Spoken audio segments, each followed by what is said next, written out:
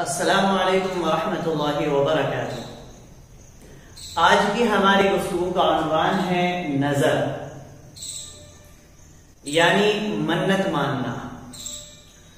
سب سے پہلے یہاں یہ بات یاد رکھنا چاہیے کہ نظر یا منت جو ہے وہ تقدیر کو نہیں بدل سکتی، کہ اگر ہم نے کوئی منت مان لی ہے تو ہماری تقدیر میں جو کچھ لکھا ہے وہ بدل جائے گا، ایسا نہیں ہے۔ بلکہ اگر اللہ رب العزت نے ہماری تقدیر میں وہ لکھا ہے جو ہم چاہ رہے ہیں تو وہ ہو جائے گا، اور اگر اللہ رب العزت نے ہماری مراد ہماری تقدیر میں نہیں لکھی ہے تو وہ کبھی بھی البتہ دعا کرتے رہنا چاہیے، اس لیے کہ دعا کی وجہ سے بہت سی مرتبہ تقدیر بدل جاتی ہے۔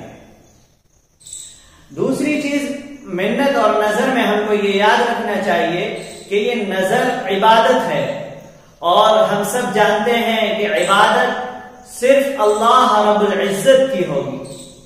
ہم نے یہی پڑھا ہے، لا الہ الا اللہ، اللہ کے سوا کوئی معبود نہیں، کوئی عبادت کے لائق نہیں۔ تو عبادت جو ہے وہ صرف اللہ رب العزت کی ہوتی ہے، اللہ کے علاوہ کسی اور کی، چاہے وہ نبی ہو یا ولی ہو یا فرشتہ ہو، کسی اور کی عبادت نہیں کی جا سکتی۔ تو اسی طرح نظر بھی جو ہے صرف اللہ کے لیے مان سکتے ہیں، اللہ کے علاوہ کسی اور کی منت اور کسی اور کی نظر نہیں مانی جا سکتی۔ جیسا کہ ہم نے بتایا کہ یہ منت ماننا اور یہ نظر ماننا یہ عبادت ہے، اور عبادت شریعت کے مطابق ہوا کرتی ہے۔ شریعت نے جس طرح سے اس کا طریقہ بتلایا ہے، عبادت اسی طریقے سے ادا کی جائے تو ادا ہوتی ہے، ورنہ عبادت ادا نہیں ہوتی ہے۔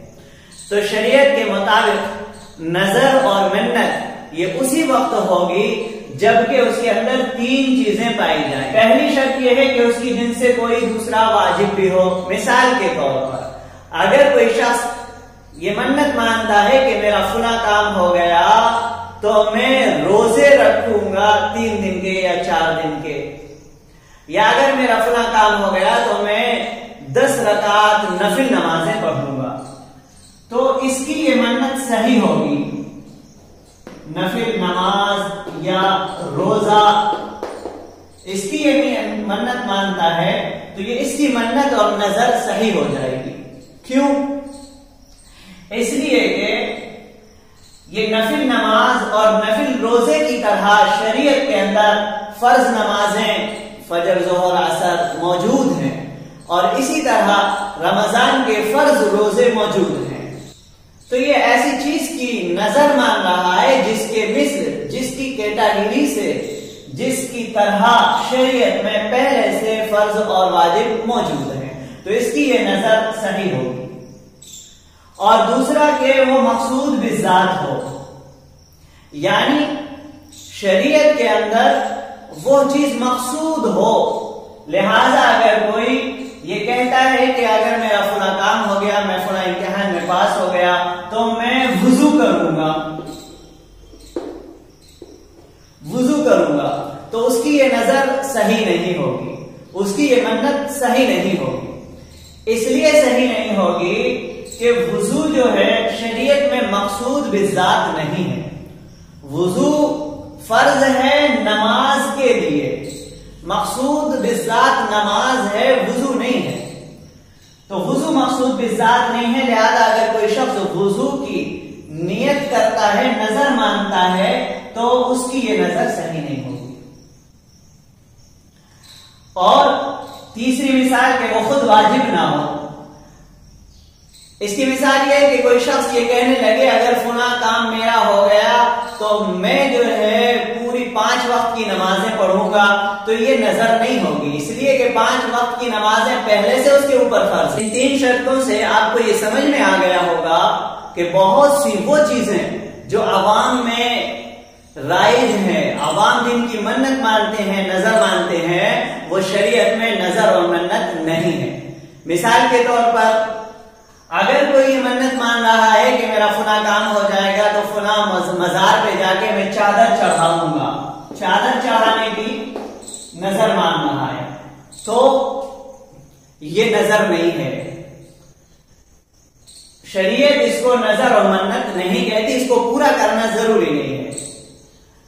اسی طرح ایسے بہت سارے کام جس کا شریعت میں کوئی ثبوت نہیں ہے، اگر اس چیز کی وہ نظر مانتا ہے تو وہ نظر نہیں ہے. اگر وہ گناہ کا کام ہے تو اس کو پورا کرنا گناہ ہوگا. پہلی بات تو یہ کہ اس نے جو نظر مانی ہے ایسی چیز کی جو شریعت میں ہے نہیں، ایک گناہ تو اس نے وہ کیا. اور دوسرا گناہ یہ ہے کہ اگر وہ اس کو کرتا ہے تو پھر گناہ گار ہوگا، ڈبل گناہ ہوگا اس میں. اس لیے جو چیزیں شریعت میں پہلے سے موجود ہیں، جیسے کھانا کھلانا، کسی کو غریبوں کو کھانا کھلانے کی نظر مان لی، یا یہ کہ صدقہ کرنے کی نظر مان لی، یا اور بھی ایسی چیزیں ہیں جو شریعت میں جن کی طرح شریعت میں واجب ہے یا فرض ہے، تو ان کی طرح سے، ان کے مثل سے، اس نوعیت سے، اس کیٹیگری سے نظر مانی جا سکتی ہے. اب یہاں ایک سوال اور ہوتا ہے کہ جس چیز کی ہم نے نظر مانی ہے، جس چیز کو نظر میں ہم نے متعین کیا ہے، کیا اس میں تبدیلی کی جا سکتی ہے یا نہیں؟ تو جواب یہ ہے کہ اگر زمانے کو متعین کیا یا جگہ کو متعین کیا یا فقیروں کو متعین کیا ہے تو اس کو بدلا جا سکتا ہے. مثال کے طور پر ایک شخص نے یہ نظر مانی تھی کہ اگر میرا فلاں کام ہو گیا تو میں مدینہ منورہ میں 50 رکعت نفل نماز پڑھوں گا. اب اتفاق سے اس کا وہ کام ہو گیا، تو اب مدینہ منورہ پہنچنے کا کوئی راستہ نہیں ہے، مدینہ منورہ پہنچنے میں اسے دشواری آ رہی ہے، اور نظر بھی پورا کرنا اس کو ضروری ہے.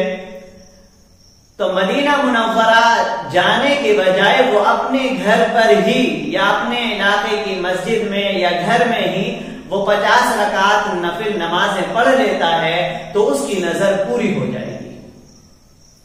یا کسی نے یہ نظر مانی تھی کہ اگر میرا فلاں کام ہو گیا تو میں مکہ مکرمہ میں 50 غریبوں کو کھانا کھلاؤں گا. تو اس نے جو متعین کر دیے کہ مکہ مکرمہ کے 50 غریبوں کو یا مکہ مکرمہ میں 50 غریبوں کو کھانا کھلائے گا، یہ ضروری نہیں ہے کہ وہی مکہ مکرمہ جا کے 50 غریبوں کو کھانا کھلائے. اگر وہ اپنے جگہ پر رہتے ہوئے بھی 50 غریبوں کو کھانا کھلا دیتا ہے تو اس کی نظر پوری ہو جائے. یہاں ایک مسئلہ اور بھی ہے، اور وہ ہے بزرگوں کے نام کی نظر اور منت ماننا. بہت سارے عوام جنہیں شریعت کا پتہ نہیں ہوتا وہ بزرگوں کے نام کی نظر اور منت مانتے ہیں کہ اگر ہمارا فلاں کام ہو گیا تو ہم خواجہ اجمیری رحمت اللہ علیہ کے نام سے دیگ پکائیں گے، یا خواجہ اجمیری کے نام پہ بکرا ذبح کریں گے یا مرغا ذبح کریں گے وغیرہ وغیرہ. تو ہم نے شروع میں بتایا تھا کہ نظر عبادت ہے، اور عبادت جو ہے صرف اللہ رب العزت کی ہوا کرتی ہے. تو یہ نظر ماننا، یہ منت ماننا اللہ کے علاوہ چاہے وہ کسی بزرگ کے نام کی ہی کیوں نہ ہو، حرام ہے، بالکل بھی جائز نہیں ہے. تو بزرگوں کے نام کی جو منت مانتے ہیں وہ حرام ہے. یہاں البتہ ایک شکل اور بھی ہے جس کی گنجائش ہے. نظر اور منت کے عنوان پر یہ کچھ مسائل تھے، اور یہ بات تو آپ بھی جانتے ہیں کہ کسی بھی عنوان کی تمام جزئیات کو تھوڑی سی گفتگو میں پرویا نہیں جا سکتا، بیان نہیں. اس لیے آگے اب آپ کی ذمہ داری ہے کہ اس عنوان کے تعلق سے جو بھی سوالات اور جو بھی مسائل آپ کو معلوم کرنا ہو وہ آپ علماء کرام سے معلوم کریں یا کمنٹ میں لکھ کر معلوم کریں.